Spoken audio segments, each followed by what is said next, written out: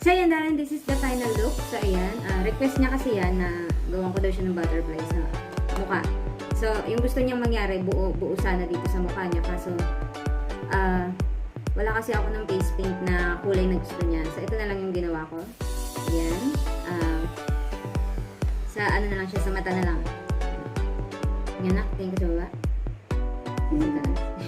Thank you for watching. Sana nagustuhan niyo ang video nito at kung nagustuhan niyo, don't forget to like, share, and subscribe to my channel. Bye, darling.